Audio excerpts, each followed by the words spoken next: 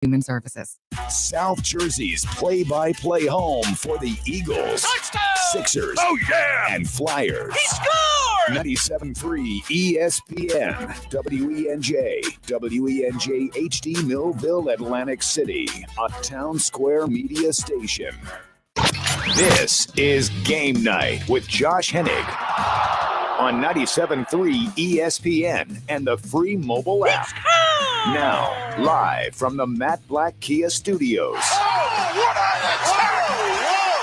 a move! Here's Josh Hennig. Hump Day Wednesday edition of Game Night on 97.3 ESPN FM. In the 97.3 ESPN mobile app, it's free. Thanks to First Bank and CIL. I am Josh Hennig, back here with you as we got some news to get to with the Sixers, the Phillies, and we'll talk some Eagles this hour. All that and more. Don't forget, it is a Wednesday, which means it's also a Weinberg Wednesday here on 97.3 ESPN FM. He'll join us in about 20 minutes from now. And as always, you can join the conversation at 609-403-0973. You also can DM the show through the 97.3 ESPN mobile app powered by First Bank of CIL. So let's get to some of the news topics so far. What is going on? So I'll get to what is going on with the Sixers in just a bit. Sixers basketball tonight. Of course, 7 o'clock is the ESPN radio pregame show. 7:30, Tom McGinnis on the call right here on 97.3 ESPN. Will the Sixers have their stars tonight? Well, it looks like they're at least trending in the right direction. Doc Rivers told the media today that he thinks Harden and Embiid will play.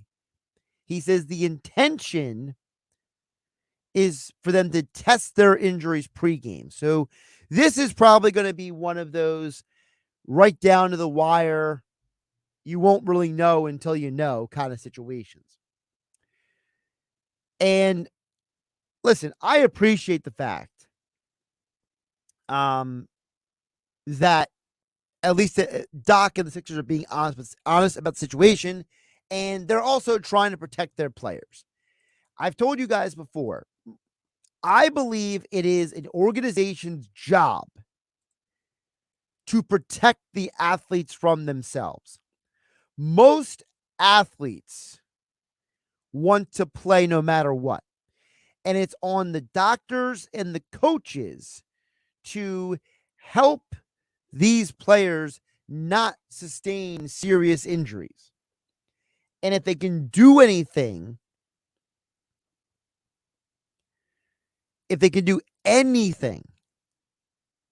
to protect them, you got to do it. And that's why, for me, I hate this attitude that, Embiid and Harden are missing games. No.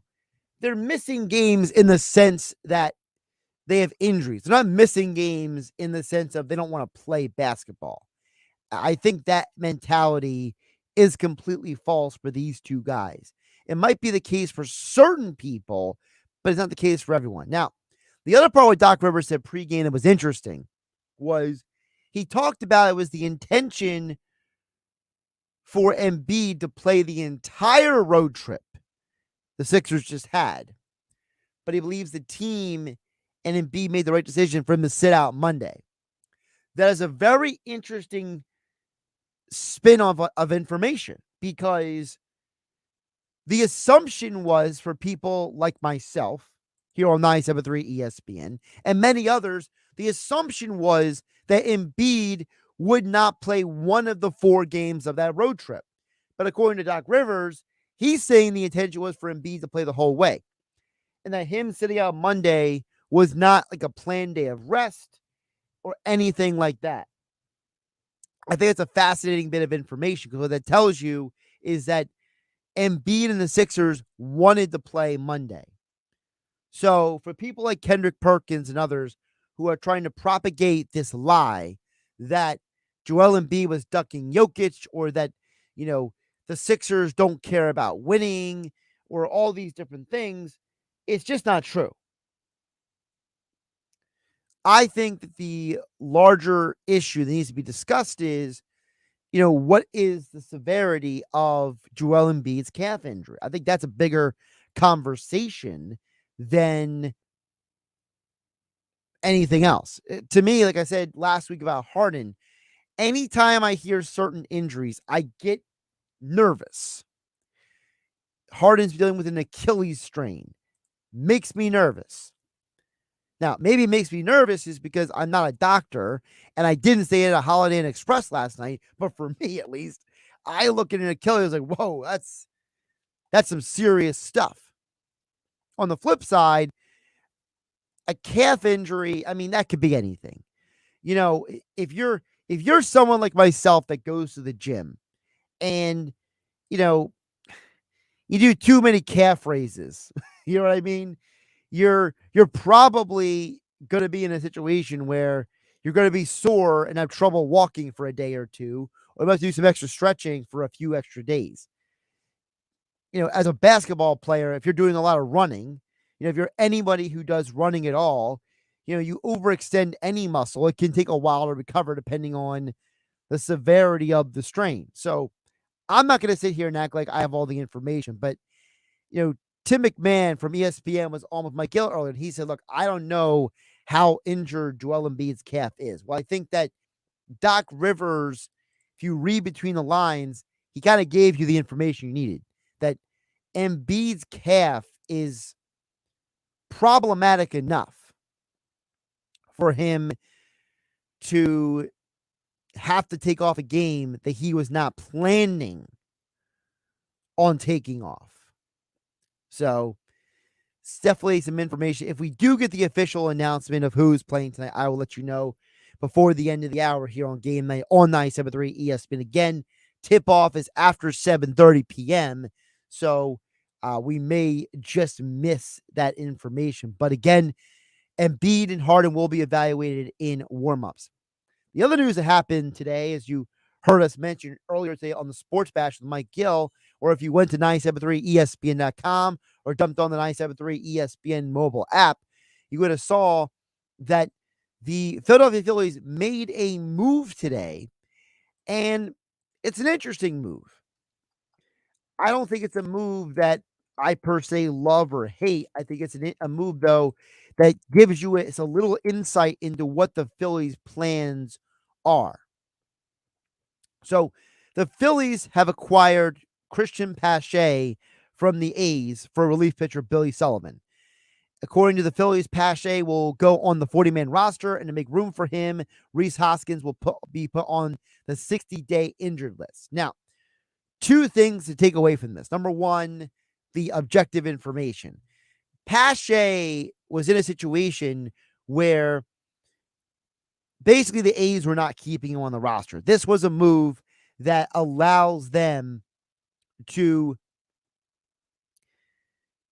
basically, for the A's, not have to deal with any more transactions with this guy. He was out of options, and he can't be sent to the minors without clearing waivers. So this deal was a way for the A's to get something for nothing, and for the Phillies to add some depth in the outfield. I told you guys earlier this week that I thought that the not bringing Scott Kingery onto this roster was, to me at least, a clear sign that this team is prioritizing outfield depth until Harper comes back. And Pache is an obvious sign. They're not just looking for outfield depth, they're looking for more defense. And it's not a diss on Jake Cave or Dalton Guthrie, but Pache is arguably one of the better defensive outfielders in all of baseball, especially for center fielders. The guy is a phenomenal athlete. He is a guy that he might not be able to be a great hitter, but he is somebody who defensively is definitely good enough to fill in for Brandon Marsh and you not lose much in center field when he is out there. I think one of the concerns for the Phillies coming into this year was who is going to be the right-handed hitter when Marsh is out of the lineup, because you don't want Marsh to face left-handed pitching. Marsh and Derek Hall are a little similar in the fact that both guys struggle against left-handed pitching historically. So having Pache is a clear sign that he is probably going to be a part of the outfield rotation in some way or another. The other side of Pache being here is a clear sign, at least to me, that the Phillies are saying we are going to go into this season with a more balanced roster than we did last year. Remember the shtick that Dombrowski was trying to tell everybody last year was we are going to out-hit our fielding issues, right? Well, by the time they fired Joe Girardi, it looked very clear that they were not out-hitting their fielding deficiencies enough for them to be a winning ball club. And Rob Thompson coming in breathed some new life into this team. The acquisition of Brandon Marsh upgraded the defense along with Edmundo Sosa. On top of those two things, Alec Boehm got much better as a third baseman as the year progressed compared to what he played with in April.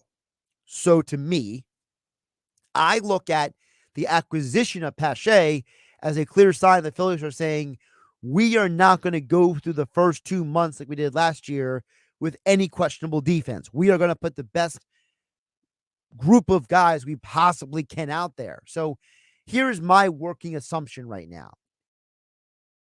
And I don't have any, perfect special inside information, but me reading the situation, I translate this as this.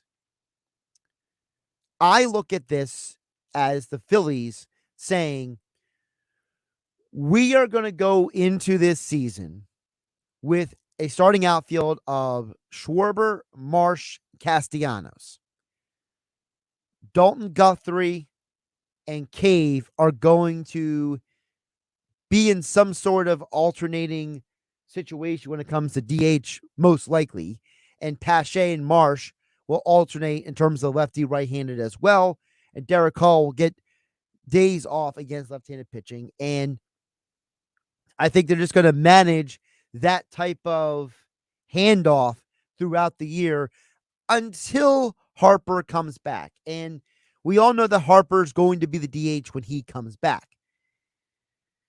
You also have to wonder, is there a possibility that the Phillies, even short-term, put Bryce Harper on some sort of injured list just for roster manipulation purposes? Again, I don't have any special information or insight, but they already put Rhys Hoskins very quickly on the 60-day DL because he's going to basically miss the entire year. I think Pache is a clear sign that this team is going to put more of an emphasis on defense this season as opposed to last season. Josh Hennig here on Game Night, 97.3 ESPN FM, 97.3 ESPN mobile app powered by First Bank of Sea Isle. We'll get to your text messages a little bit later in the hour. But coming up next, it is a Weinberg Wednesday. We'll get Dave Weinberg's thoughts on what was said at the owners' meetings by Howie Roseman, Nick Sirianni, and Jeffrey Lurie this week. And we know Dave loves his baseball. Get his thoughts the day before opening day. Dave Weinberg, 97.3 ESPN.com sports columnist, joins me next, as he does every Wednesday, here on Game Night on 97.3 ESPN. Here's what you missed on Keyshawn, J. Will, and Max. The epitome of winning, the epitome of toughness, the epitome of the best ever. MJ. Charles Barkley criticized MJ. MJ hasn't talked to Charles Barkley ass since. So, I'm sorry, what generation was MJ from? This is how players live. We're built this way. Get out of here with that. Let's stop acting like players weren't always sensitive. The greatest player of all time, the toughest guy, the most mentally strong, is sensitive towards Charles Barkley, saying he's a horrible GM and owner. Get out of here, Chuck, on that. And I love Chuck as my dude. It's not a generational thing. It's just the way it is. Keyshawn, J. Will, and Max. Weekday mornings at 6 on 97.3 ESPN. Brought to you by Ocean Casino. Get your game on at the Gallery, bar, book, and games in Ocean Casino Resort. Go to the Gallery. Go to the Ocean. Go for the win. For more info, visit theoceanac.com. Gambling problem? Call 1-800-GAMBLER. Better days. Healthier living. There are many reasons to start recovery. If you know someone who is suffering from addiction, we are always here to help. Make the call at 844-REACH-NJ. Breaking news. Tax refund shock is everywhere, but what is it? My tax refund shrank. Mine too. The culprit? Pandemic-related stimulus payments and tax credits expiring. In this reporter's opinion, you need a tax expert. Hey guys, Jackson Hewitt guarantees your biggest refund. And tax prep is 50% off? Going there now. 50% off is a limited time offer for new clients filing at participating locations. Max value $200. Visit jacksonhewitt.com/50 for terms. Join Bobcat of Vineland for their open house this Saturday, April 1st from 11 until 4 and get your home or business ready for spring. Demo all the new Bobcat equipment, including lawnmowers, mini excavators, track loaders, compact tractors, and more, and take advantage of great spring savings. Bring the family for food and a kids bounce house this Saturday, April 1st from 11 until 4 at Bobcat of Vineland Spring Open House, 1801 East Sherman Avenue in Vineland and bobcatofvineland.com. Sorry, but we actually have a wait list for our Monstera. Shaw's greenhouse is really bringing in the green. We can't keep snake plants in stock. She needs a construction manager to build on her roots and grow. We could add a whole section for ferns. Here we'd have dahlias, and more dahlias. Indeed can help her hire great people fast. I need Indeed. Indeed you do. You can schedule and conduct virtual interviews all from your employer dashboard. Visit Indeed.com/credit and get $75 towards your first sponsored job. Terms and conditions apply. Sweetwater Marina and River Deck is back for another new and exciting season. Join them down by the historic Mullica River on Friday, March 31st at 4 for their opening day. Enjoy some new menu items, new drinks, and new bands are lined up for the season. Don't forget about their versatile event space, all maintained by experienced, attentive staff. This venue presents an exceptional setting for a celebration to remember. Sweetwater Marina and River Deck will be nothing short of amazing. Visit sweetwaterriverdeck.com for more information. At Staples, school is always in session, and savings never take a holiday, especially now during Staples Teacher Palooza. You save big on everything for school, like 20% on all Crayola products, up to 40% on brands like Post-it, Papermate, and Elmer's. Plus, 24-pack cases of True Clear bottled water are only $3.99. During Staples Teacher Palooza, teachers save big and so do you, with classroom deals for everybody. But deals end soon, so hurry to Staples today. Offers end 4/1, in-store only, limit 1 on water while supplies last. Bet365 is giving you more this March with a mega $365 in bonus bets. Simply sign up, bet $1, and unlock your $365 in bonus bets. Check out our Bet Boost, offered across every game of the college basketball tournament throughout March. Sign up today, bet $1 and get $365 in bonus bets, and make your March mega with Bet365. If you or someone you know has a gambling problem and wants help, call 1-800-GAMBLER. Terms and conditions apply. Must be 21 plus and physically located in New Jersey. Texting privacy policy and terms and conditions posted at textplan.us. Texting enrolls for recurring automated text marketing messages. Message and data rates may apply. Reply stop, opt out. Go to nomoredraftywindows.com for full offer details. Attention all homeowners. Do you know when to replace your windows? Feeling too hot or cold? It's time to replace. Fog between the glass. Time to replace. Spending too much on expensive energy that literally goes out the window? It's definitely time to replace. If you've put off replacing windows in your home because it's too expensive, here's great news. You can now get a free in-home window consultation and free price quote from Renewal by Andersen, the company with the most 5-star reviews among leading full-service window replacement companies. And right now you can save $359 off every window and $887 off every door. Just text PLACE to 200-300 for your free consultation on top quality affordable windows or patio doors for $0 down, 0 payments, and 0 interest for a year. That's right. You don't pay a dime for an entire year. Plus save $359 off every window and $887 off every door. But hurry, these big dollar savings end this month. Text PLACE to 200-300 right now. Text the word PLACE to 200-300. Don't wait. Text PLACE to 200-300. Save thousands at Matt Blatt Kia. Get out of your old trade today, even if you owe thousands more than it's worth. Go to mattblattkianj.com for more details. That's mattblattkianj.com. It's gotta be to Game Night with Josh Hennig on 97.3 ESPN and the free mobile app. Before we get back to the Sixers conversation, of course, Sixers tonight, 7:30 p.m. on 97.3 ESPN. It's time to get back to the Eagles, the Phillies, the Weinberg Wednesday. Dave Weinberg joins us each week here on Game Night on 97.3 ESPN, Extra Point columns over at 97.3 ESPN.com, including his coverage of the local boxing scene. I know he was over there in Atlantic City this weekend. Dave, welcome back in. How you doing today? Doing well, Josh. How are you? Dave, I actually have no idea what you just said because I had the wrong setting on the board there. So how are you doing? I said I'm doing well. How are you? For those who don't know, Mike Gill and I, we have almost like a NASCAR tire change when his show ends and I sit down in the seat. So it's like if I don't notice that certain settings are not adjusted after. I gotcha. But I should pay better attention. So anyway.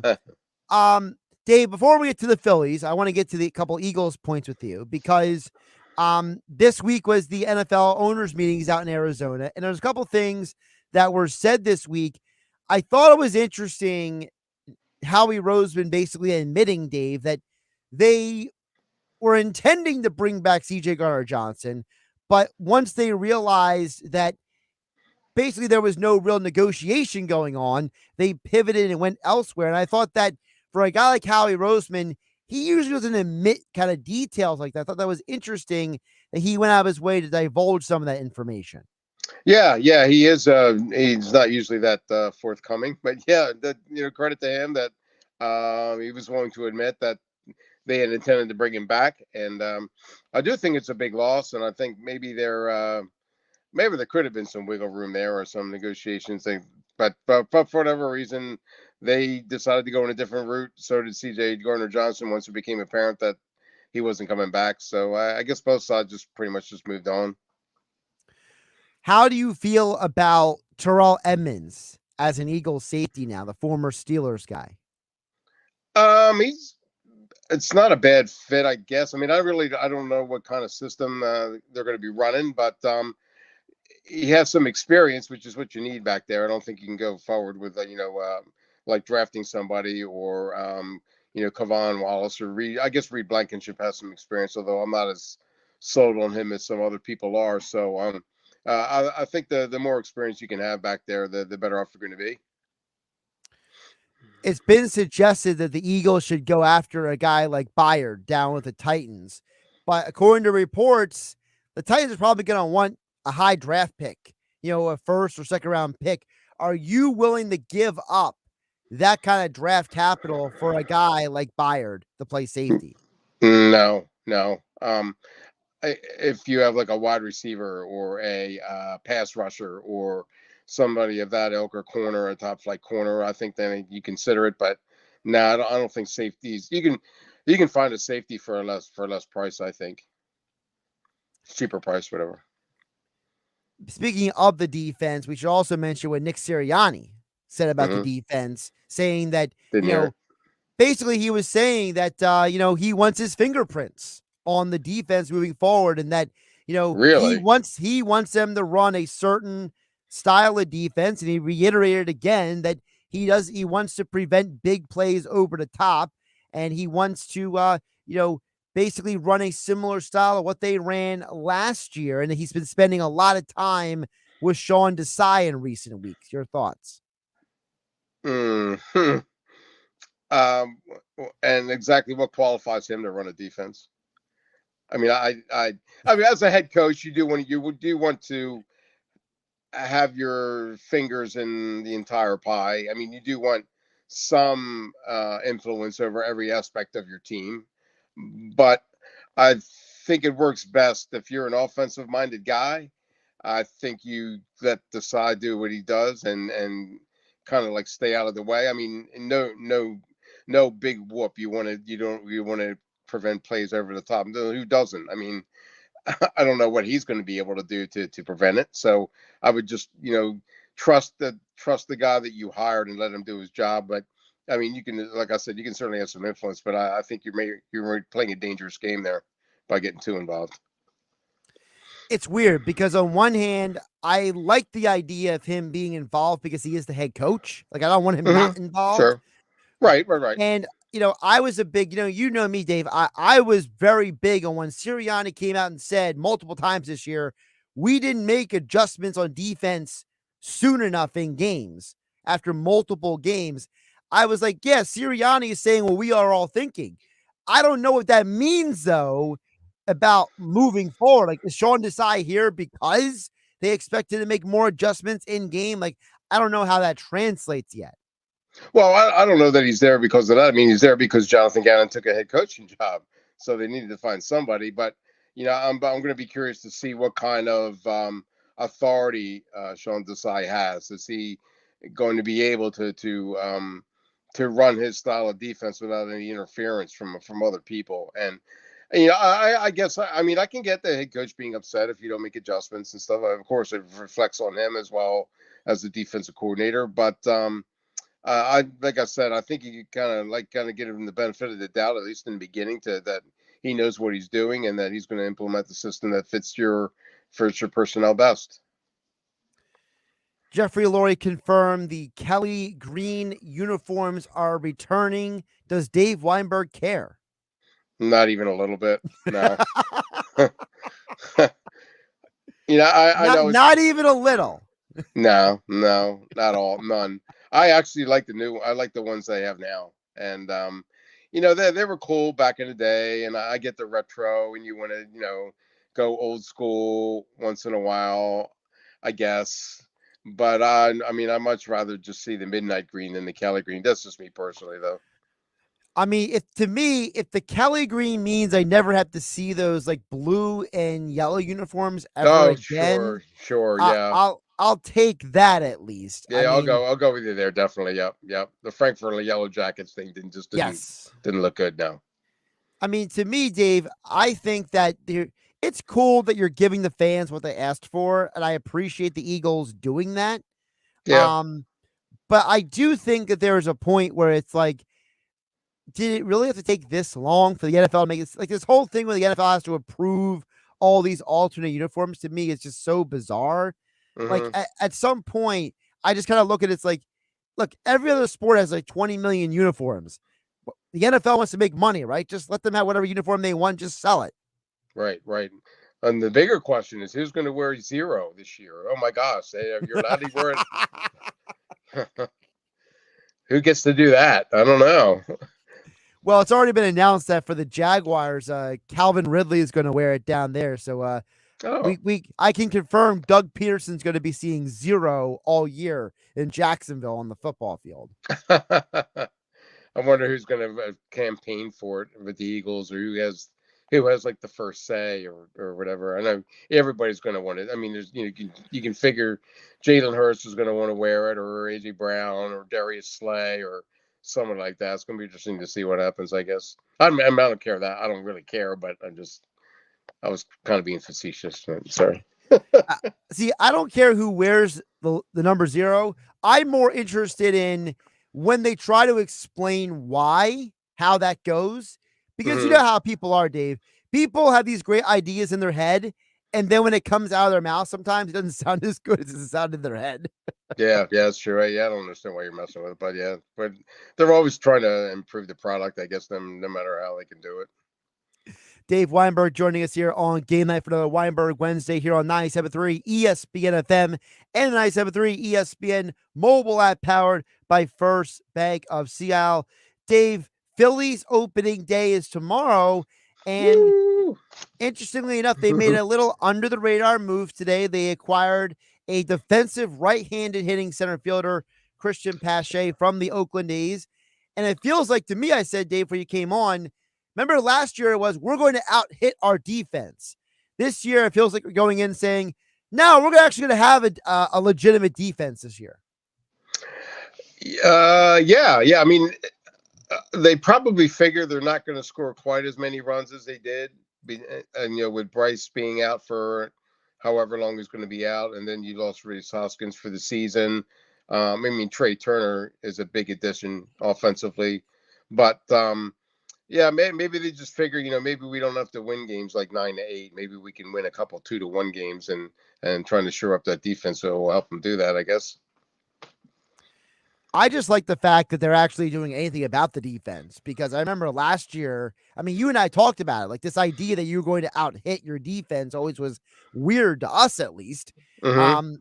But now you have Brandon Marsh, and when he goes a left-handed pitcher out there, you can put Pache out there, and at least you got some balance on defense. I'm okay with it. Ask you a quick question about Brandon Yeah. Marsh?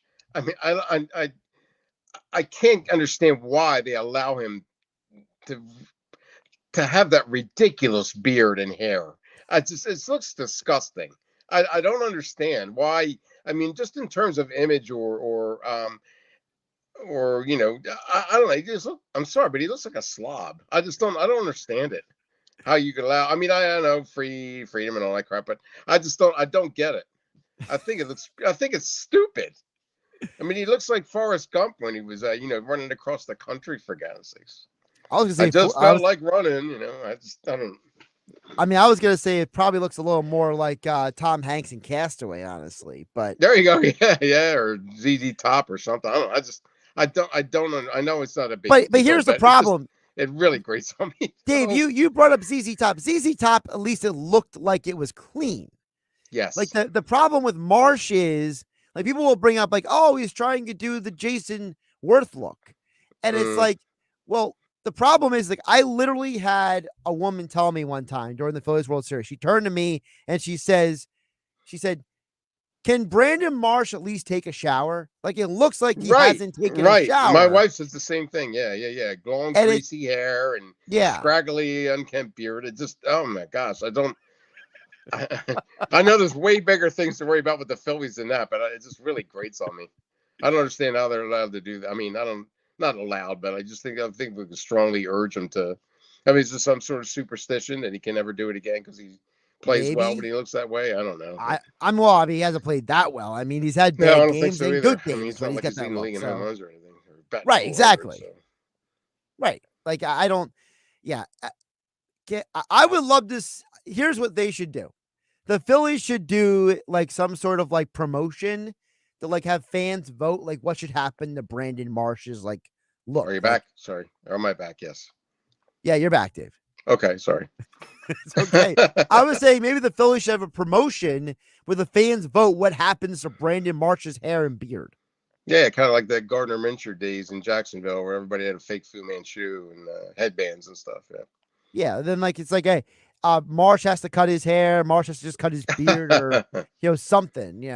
Make the fans dictate the terms of engagement here. There you go. That's not a bad idea. Have a promotion. That's right. When Sorry, you think about it, I didn't mean to get off the track there. No, you're fine. It's really been bothering me. Hey, listen, Dave. Tell me how you really feel. All right. Anything else you need to get off your chest while we're at it? On a Wednesday. No, I'm good. Go ahead. Back to the Phillies on the field, not just their look. Sure. How do you feel about this team going into the season, though, with the injuries? You're starting the year without Ranger Suarez, no Rhys Hoskins. Obviously, Bryce Harper will not return until probably late June, early July. So, how do you feel about the Phillies, at least to start the season? Pretty good. I mean, I don't know. It's going to be a tough fight in division, I think, with the Braves and the Mets. But I think they have a really deep team, which is what you need. In the course of a long baseball season is a really long grind. And even with those injuries, I think the Rhys Hoskins ones bothers me more. That worries me more than anything. I mean, I know that Derek Hall's a nice guy, and he really captures people's attention when he first came up. But I don't know that he's the answer at first base. At least, the temporary answer. And they made it clear that Bryce Harper's not going to be playing there. So I don't know who. Maybe they can find another way to fill that void. I don't know. But I don't think that he's the guy that the long-term answer in that, both offensively and defensively. So that kind of worries me a little bit. But even so, I think they're a really strong team, and I think they're going to be a force to be reckoned with come playoff time, barring any more injuries, of course. How about you? Right, exactly. And barring Brandon Marsh's hair, obviously. So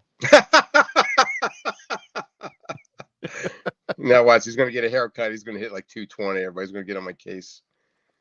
Well, he only hits like 260 now, so it's like right. True. I don't know. How do you feel Dave, about him? I mean, I think the Phillies are it's either gonna be the Phillies or Braves win the division to me. I think the Okay. Edwin Diaz injury is horrible for the Mets. I think that between that and I just got a bad feeling that there's no way that both Verlander and Scherzer get through a full year at their age. Yeah, they're So I feel combined like like 120 years old. So yeah.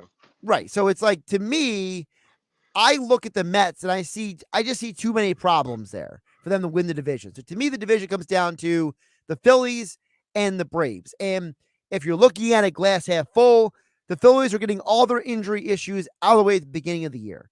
If you look at the glass half empty, you're going to go through half the year without basically a huge chunk of your offense. And so it depends on how much faith do you have in the Braves and their pitching staff versus the Phillies. I think the Phillies greatly improved their bullpen. That's obvious.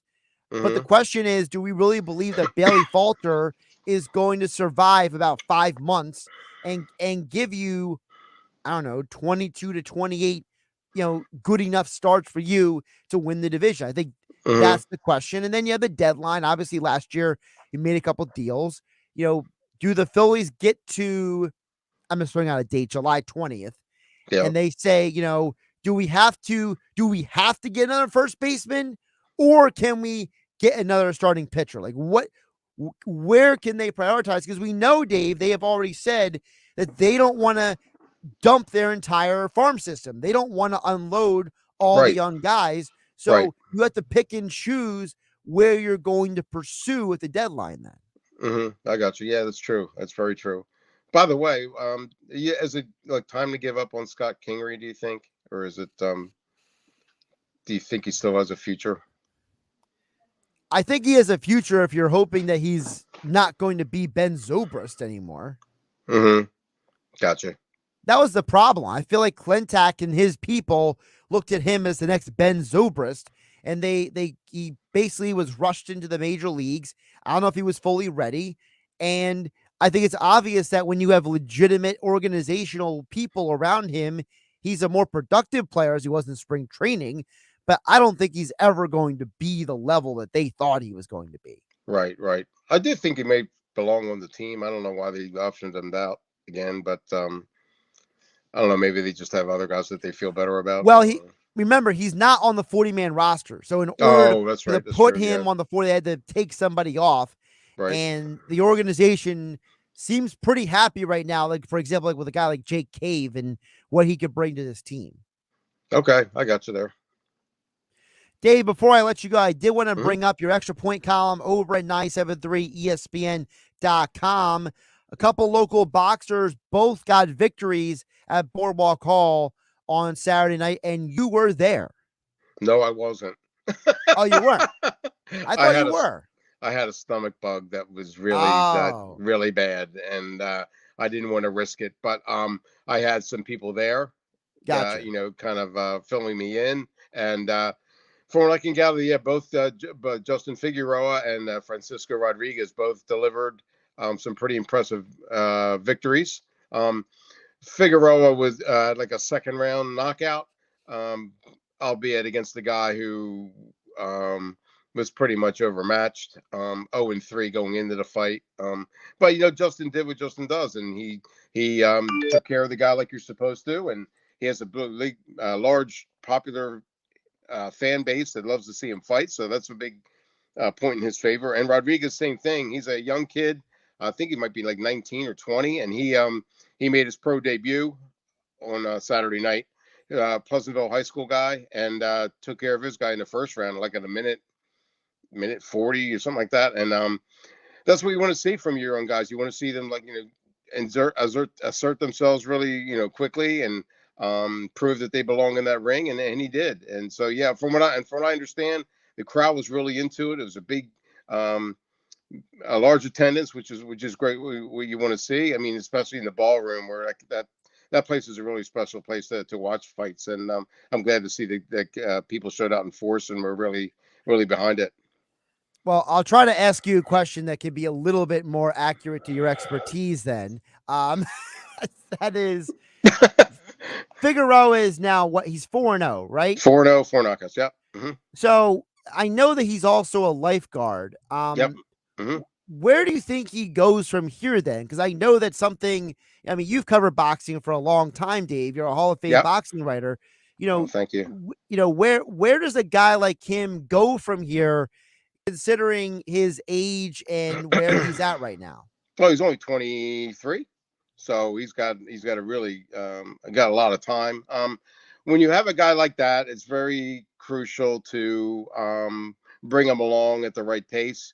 He's got a very good manager in Jolene Mazzone, who used to work at Main Events, has a very good trainer and trainers, and especially the head trainer, Arnold Robbins, who's worked with Shimon Alvarez and Bruce Seldon and a couple guys, from Atlantic City, really knows his stuff.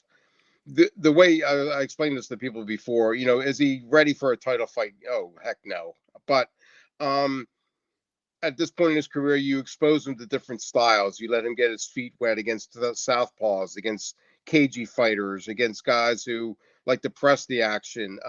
You expose him to all different kinds of opponents, and hopefully he learns from that and gains from that. And then after 10 fights, say, then you move him up in competition and to somebody who's maybe like a 500 fighter or a little bit better than that, and see what he's got, and then just keep moving him forward like that.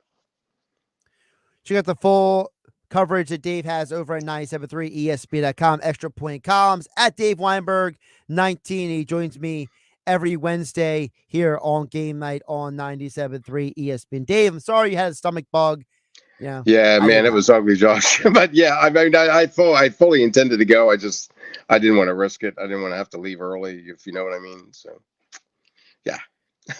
Listen, we've all been there at some point. Yeah. It seems like everybody's going through that this summer, this winter. It's just everybody's sick in one form or another. That's really crazy. I guess that time of weather, year. I don't know. Yeah, that's true. Yeah. Well, it's funny you said about the weather. I mean, you've lived in South Jersey your whole life, and you know that, like, South Jersey, like, the weather is an animal unto itself. Like, you never know what you're really going to get. So it's like, I mean, we didn't have like any legitimate snowfall this year for like the first time in what feels like forever. Whereas last winter, it felt like it was like the Arctic invasion. It felt like last year. And this year, it felt like you were like right on the edge of winter, but it never actually fully happened. Yeah, that's true. Yeah, but it just seemed like it was like, 60 one day, then it was 20 the next day, then it was 40 the next day. The wind was blowing 90 miles an hour. Then it was calm. Then it was rainy. Then it was this. I mean, it wreaked havoc on my sinuses. I know that. All I know is I'm very happy to declare that I got to go for my first boardwalk walk last night. Yeah. On the boardwalk. So that's how you know the weather is getting just warm enough. You go.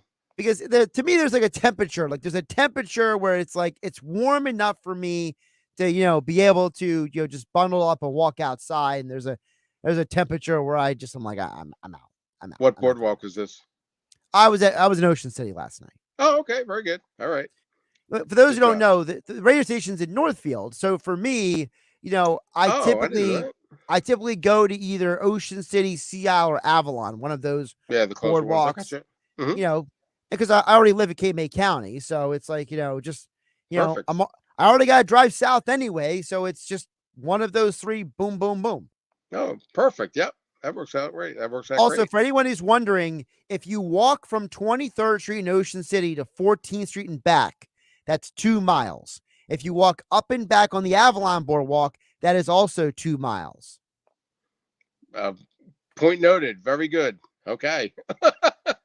Useless information for your Wednesday. Hey, that's all right. Dave, take care of yourself. We'll talk soon. Thanks, Josh. I appreciate it. I'm going to tell Brandon to go get a haircut. Good luck. All right.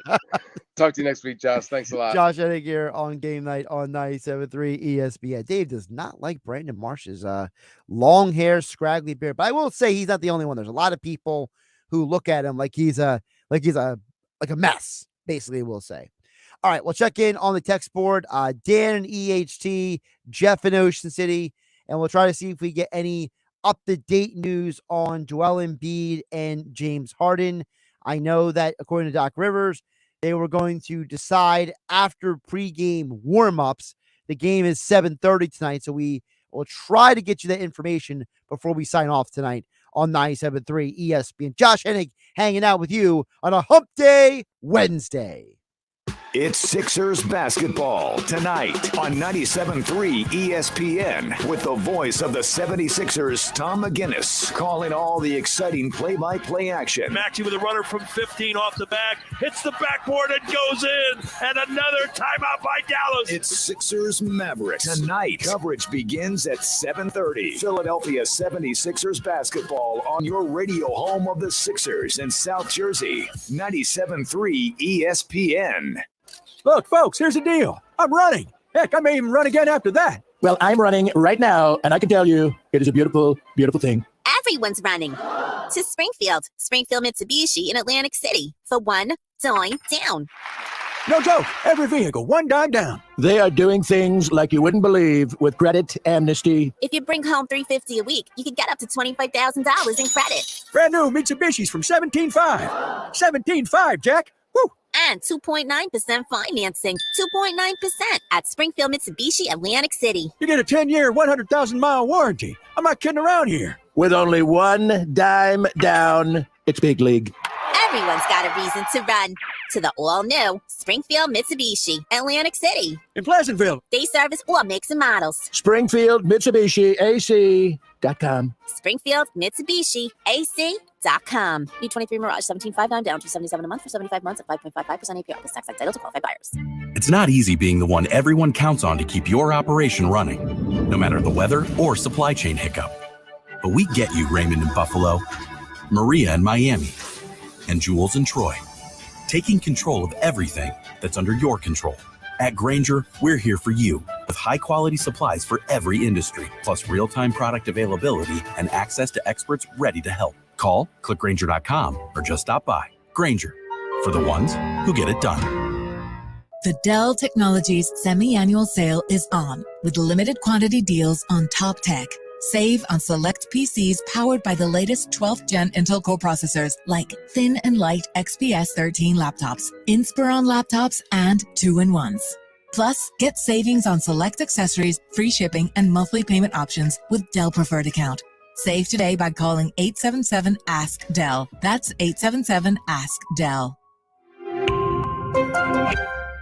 Get in on all the action throughout the month of March with Madness Zone at the Gallery Bar Book and Games in Ocean Casino Resort. Take in the college basketball tournament with a panoramic view of all the games, a beverage in your hand, a bet placed on your favorite team, and an atmosphere like no other. Watch, bet, eat, and drink all tournament long at the Gallery Bar Book and Games in Ocean Casino Resort. For more information, visit theoceanac.com. Must be 21 or older. Gambling problem? Call 1-800-GAMBLER. Cookie wants to be a professional wrestler. I'm Cookie Serratos, and I'm 11 years old. She also wants to win all the medals. That's why Cookie and her family make every day count, squeezing out her best with Go-Go Squeeze. Okay, Cookie, let's break for a Go-Go Squeeze. Go-Go Squeeze fruit on the go pouches are a nutritious snack made from 100% fruit with no sugar added. Oh, Cookie!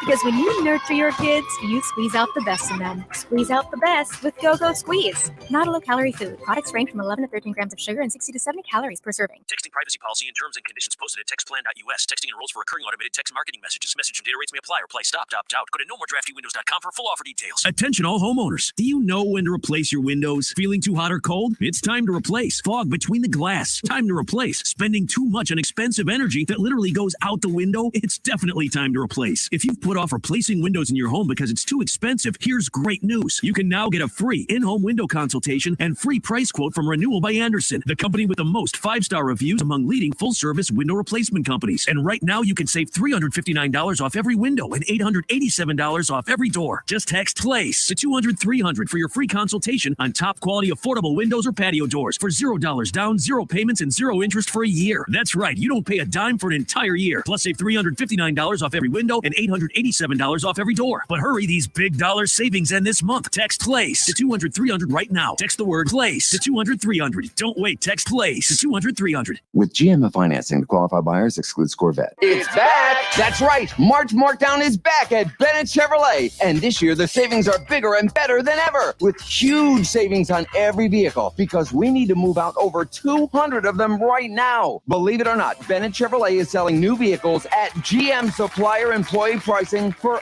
everybody. Plus, there's available 0% financing. And Bennett is giving a minimum $10,000 for the worst clunker towards any pre-owned vehicle in stock. That's at least 10 grand for total junk. Just imagine how much Bennett is paying for good trades. And Bennett's non-commissioned sales team is a delight to work with because they're paid on your satisfaction, not how much you spend. Don't miss March Markdowns going on now at Bennett Chevrolet, and get your new Chevy at GM.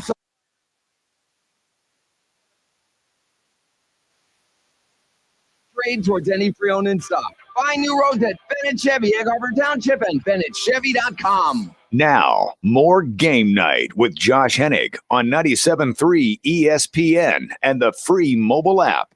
Game Night being brought to you by Jenkins & Sons. One call does it all. No need to call the drain guy, the heater guy, or the plumbing guy, because Jenkins technicians have got you covered. From new heating and air installation, service and maintenance, ductless air conditioning systems, water heaters, boilers, gas furnaces, leak repairs, and cleaning services. Call them at 609-641-6440 and visit them online at jenkinsandsons.com. All right, before we get out of here, I am still in search if there is an official update or not on Embiid and Simmons. As of right now, I have not seen. It's not Embiid. Simmons and Embiid and Harden playing tonight. Again, it's supposed to be a game time decision. If I see anything before we get out of here, I will let you guys know. I understand that Joel Embiid was seen walking into the arena, but I don't know if that means he's actually going to play or not. I think that there's a couple things to take away from this game tonight. I think that the Sixers want these guys to play. Only 7 games left. We're going to have an entire week off for the postseason start. So I think that as long as the Sixers play their brand of basketball, they can win the game tonight. I think Embiid and Harden will impact how the game is won. Look, they almost beat the Nuggets in Denver without Embiid and Harden. So you could argue that they should be able to win the game tonight with one or both of them, depending on the status of their health. And the EHP chimes in at 69403. I mean, I could have voted to win more games than the Mets have played. Didn't the Phillies win the most games after Thompson over in the NL? Maybe I'm wrong. What do you think, Scott? I think they'll definitely win more games than the Mets. As I said, I think the Mets losing everything as Verlander and Scherzer age. I think those are all factors. I think the Mets just have a roster that if they would have found a way to get Carlos Correa, I feel a lot differently about. I would be able to look at the Mets and be like, look, you have the bat to make up for the loss of Diaz. I think if Robertson is a guy that can get you 25 to 32 saves, Diaz is a guy who can get you 35 to 45 saves. Losing Diaz is a huge hit to the depth of that staff. So I think the Mets will have less wins than the Phillies. The Braves, again, as a coach, Dave Weinberg, I'm not sure. I feel like it's going to come down to if you believe the injuries at the beginning of the year will impact the entire year or not. James chimes in on the PMs. Says, hey, Josh, your thoughts on the Phillies lineup? If I was making the Phillies lineup, this is how I would do it. I would make it. I would go Turner, Schwarber, Bohm, Romuto, Castellanos, Marsh. Actually, no, not Marsh. It's Scott. Then I have to think about that. Yeah, it's a hard line to do. Whoever the DH is. I love the idea of Bohm 3, Romuto 4. Have a great everybody. Health Update with Robin Stoloff, empowering you to live a healthier life. Making healthy choices in your life.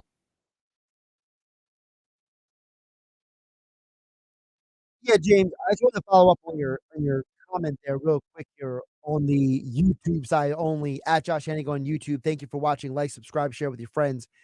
The problem with the Phillies lineup is if you are committed to the left, right setup, then you're going to have to make a tough decision when it comes to three guys.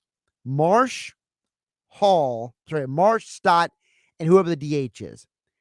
We are assuming the DH is probably going to be Jake Cave on many days. Well, you can't have a true right, left lineup if you're putting Jake Cave out there in any capacity. And I think that is where I'm not 100% sure what the lineup is going to be. Again, I think it should be, but I don't know if it will be that, because I think the Phillies, they know that Turner is the one hitter. I don't mind Schwarber being in the 2 hole, but I'm just not 100% sold on that idea. Again, Cave is a lefty. So if Cave becomes your DH, which I feel like he's kind of been auditioning for at this point in the spring, then you're going to have a point in the lineup where you have to have 2 straight lefties. So whether that is Turner right, Schwarber left, as I said, Bohm right, well, then you're going to have to put a lefty in that 4 hole. Or do you take Bohm and say, you be the 2, Schwarber be the 3, Realmuto be the 4, Hall be the 5, then that'll be your 2 lefties after Hall. Then instead of putting Castellanos, do you put Cave or Stott, then Castellanos, so on and so forth. So I think the Phillies do want to have that alternating left, right situation.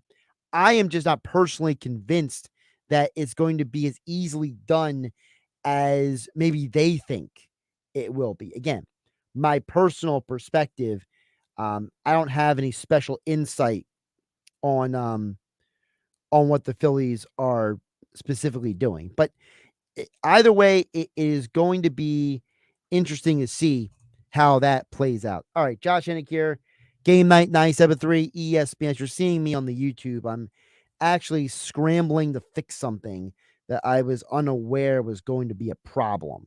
So that's why I'm a little distracted over here. So I think I fixed it. So insight into life of a radio guy who runs the radio station.